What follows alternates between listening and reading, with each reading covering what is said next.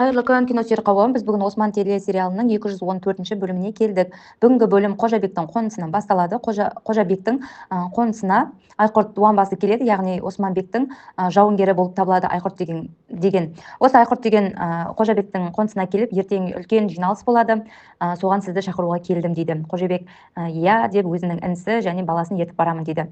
Одан кейін Хасанбекке де шақырту жібереді. Одан кейін Кладиустың жансызы, яғни Қожабектің інісі бұл хабарды естігеннен кейін, жаңалықты естігеннен кейін дереу Кладиусқа жеткізу керектігін түсінеді. Кладиусқа барамын деп оған хабар жібереді. Одан кейін Халиме мен Фатманы көрсетеді. Халиме мен Фатма екеуі әкесіне ас дайындайды. Халиме ас дайындаудан бейхабар екен. Барлығын дұрыс емес дайындап, әбден ана жердегі адамдардың бәрін, бала бегімді, Фатманы, үлген бегімді барлығын күлдіреді. Одан кейін Фатма бегім де оған қайта-қайта көмектесіп, әрі-бері көмектеседі оған, бірақ Фатма бегім өзі қуырдақ жасап жатады. Сөйтіп, сол жерде мәз-мейрам болып жатады. Одан кейін Кладиусқа жансызы келеді, яғни Қожабектің інісі, екеуі кездесіп, Османның мәжіліс жиналыс жасайтынын айтады. Және бұл жерде екеуі талқылайды. Егер де Қожабектің жансызы айтады, мен осы мәжілісте не болатынын, не жағдай болатынын, алдын ала жоспарлардың барлығын саған айтып отырсам, сен маған енді қамал бересің, алтын беруін және өзінің Қожабектің орнына отыруын сұрайды. Иә, егер де мен осындай Османды тақтан түсірсем, Кладиусқа саған көмектессем, осы Қожабек ағасын сатып кетіп, яғни өлтіріп, оның орнына өзі отырғысы келетінін айтады. Кладиус бұған енді дереу келіседі, өйткені түріктер бір-бірінің қырылысқанын жақсы көреді ғой. Ал Кладиусқа Османбек бір үлкен, бір дәрежедегі, бір мықты бақталас болып саналады. Одан кейін Осман мен бала екеуі сөйлеседі. Бала бегім айтады, саған Осман қыздарың тамақ жасап жатыр, ас дайындап жатыр деп оны қуантады. Ол Осман оған таң қалып, мәз болып, жақсы болды ғой, кешке қыздарымның тамағын жеймін деп таңырқап қалады. Одан кейін Тұрғызғазы батырларына жиналыс жасайды, өсиет айтады және жауынгерлік өнерлерді, бұрынғы болған оқиғаларды барлығын сараптап, әдемілеп айтып береді. Одан кейін кеш болады, кешкі асқа отырады. Халиме бұлғыр пісіреді, яғни бұлғыр күріш. Ал Фатма бике болса қуырдақ жасап әкеледі. Екеуі бір ыдысқа салып әкесіне береді.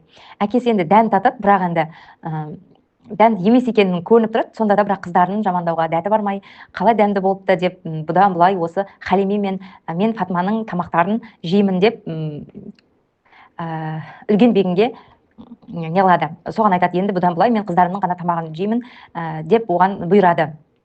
Ал бұл жерде Алайдинбек анасы барлығы тамақты жеп көріп, ана күріштің піспегенін, қатты екенін және Фатма бегімнің қуырдағы тастай екенін және аш екенін барлығы біліп тұрса да, сол жерде айтқысы келмей, барлығы күліп отырады сол жерде. Одан кейін Жұрықтай мен осы тамақты Жұрықтай мен Ғазы екеуі жейді. Ғазы енді ол ойлайды, үлген анасының тамағын жей бергенше деген сияқты қылып осы жарысты ұйымдастырған ғой. Сөйтіп енді тап-тастай күріш пен тап-тастай қуырдақты жейді. Сөйтіп Жұрықтай оған, мынау не пәле, мынау бүкіл су тартылып қалған ба, судың бәрі жоқ болып кеткен ба, мынау тап-тастай ғой күріш деп оған күледі. Сол кезде үлгенне мені тамақ жасай алмайды деп тұрсың ба деп оған ұрса жөнеледі.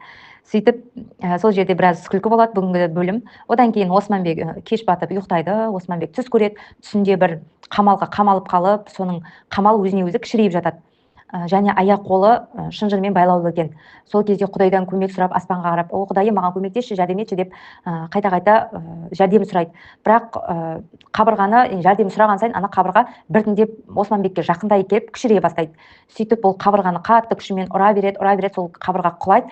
Бірақ ол қабырғадан от шығып, от бетін күйдіріп жібереді, от лаулай бастайды. Сол кезде ол оянып кетіп, атып тұрады ұйқысынан. Одан кейін далаға шығып Тұрғытбекпен ақыл кеңес сұрайды, Тұрғытбекпен ақылын тыңдайды. Ол енді Тұрғытбек айтады ғой, бұл түсің сенің енді осы қиыншылықтарың ғой, қанша бұл от халықтың саған деген несі, ішкі күйзелісі, ішкі деген сияқты барлығын енді кеңес береді. Одан кейін София мен Кладиус екеуі ұлы императорға барады. Сол жерде София мен Кладиус екеуі ұрысып қалады. Яғни София айтады, бұл қара бет не қылып жүр, менің өз батырларын өлтіріп өзі таққа отырды деген секілді сөздер айтады. Ал Кладиус болса Софияны кінәлайды. Бірақ император айтады, сендер неге қырылып жатсыңдар, сендер қырылған сайын Осман жеңіске жете береді дейді. Ал император болса, сендер күш біріктіріңдер, екеуің бірігіп қамалды бірге билейсіңдер енді. Құдай қалап жатса, осы Османбекті жеңіп жатсаңдар, екеуіңе барлық мүлікті бөліп беремін дейді. Сендер қырылыспай бірге жоспар құрыңдар деп император бұларға бұйрық береді. Одан кейін Осман жиналыс жасайды, құрылтай басталды.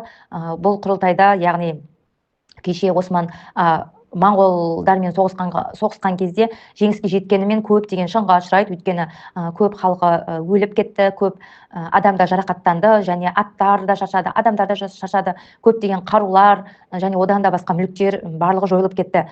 Сол кезде енді жиналыс жасап айтады ғой, енді сен не істейміз енді, не қыламыз деген сияқты. Сол кезде Хасанбек пен Жұрықтай екеуі шамалы демалайық, күш жинайық, ең болмаса жайылымға малдарымызды жіберіп, шамалы малымызды семіртейік дегенде қылады. Одан кейін біздің Қожабек айтады, және тағы да басқа адамдар, әркімнің өзінің несін айтып жатыр ғой, кеңесін.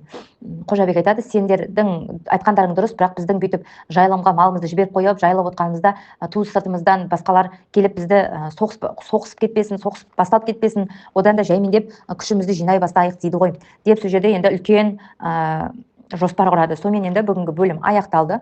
Жоспар құрып талқылай бастайды, және бұл жоспарда Қожабектің інісі барлығын естіп, көріп, яғни Кладиусқа жеткізбекші болады. Сонымен бүгінгі бөлім аяқталды, өте қызық болды, көңілді болды деп ойлаймын. Егер де осыдан кейінгі бөлімді көргілеріңіз келсе, лайк басып, комментарий жазып кетіңіздер.